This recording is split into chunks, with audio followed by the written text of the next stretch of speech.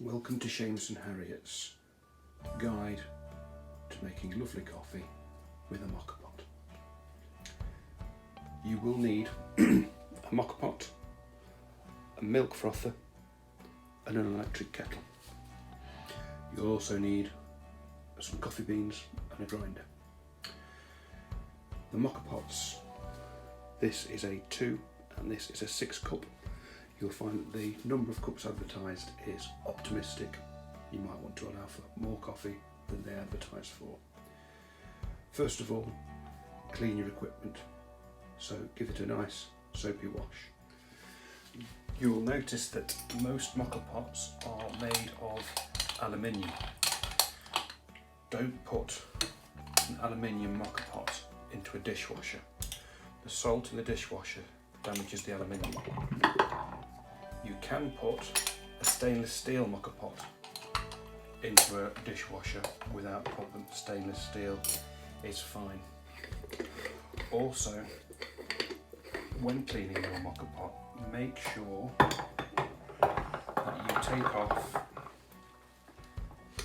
the filter, which is steel, and the rubber gubbin in there.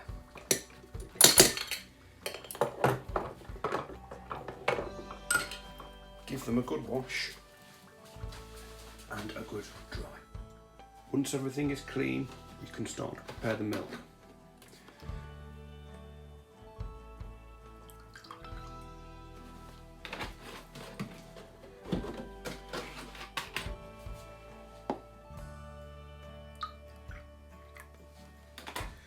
This milk is going to be microwaved to take the chill out of it, and I'll be using the milk frother to give us some frothed milk.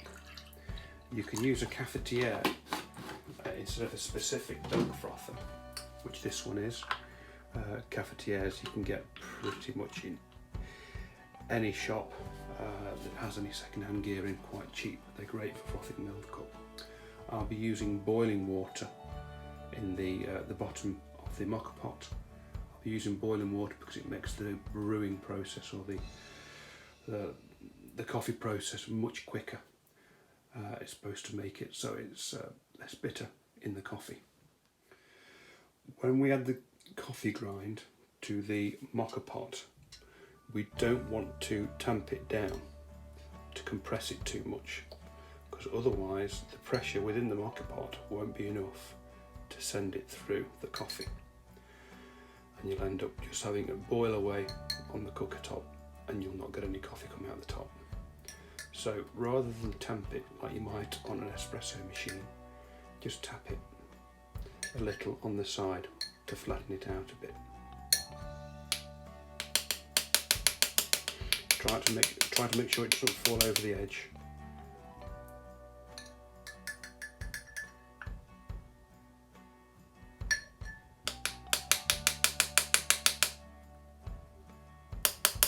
Try to get it up to the top.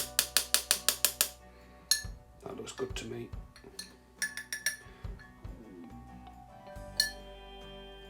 Hot water is already in there now.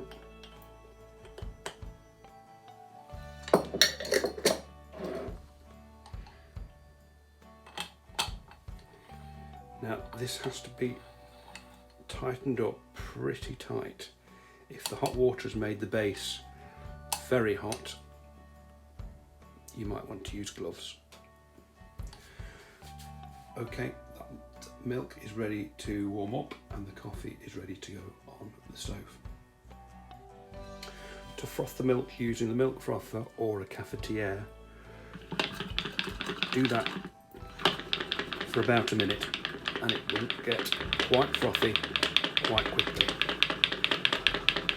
It doesn't look like it's doing too much there, but once this is warmed with a microwave, which I would say would be good to do for about between 30 seconds and 60 seconds, it will froth up right to the top. So keep an eye on it in the microwave to make sure it doesn't overflow.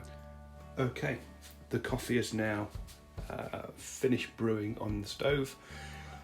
Once it starts gurgling, the Moka Pot, it's a good idea to run the bottom under a cold tap or put it in some cold water. That will stop the brewing process, because any additional bits at that stage will probably just be bitter coffee, so you can avoid that. So let's add the coffee.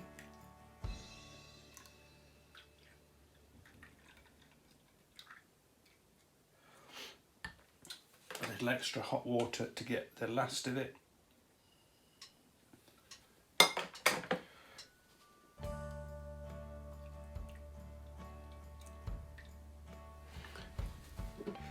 Add sugar if you want it.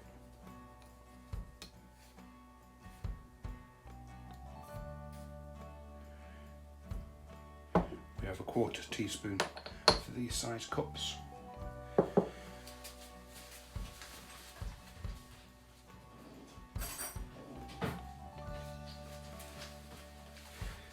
Give it a stir.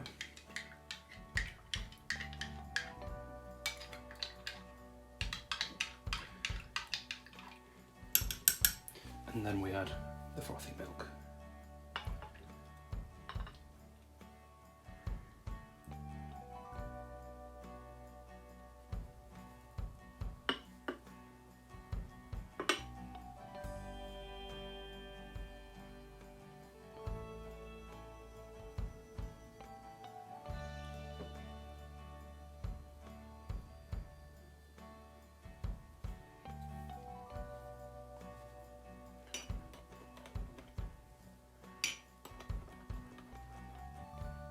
And there you go.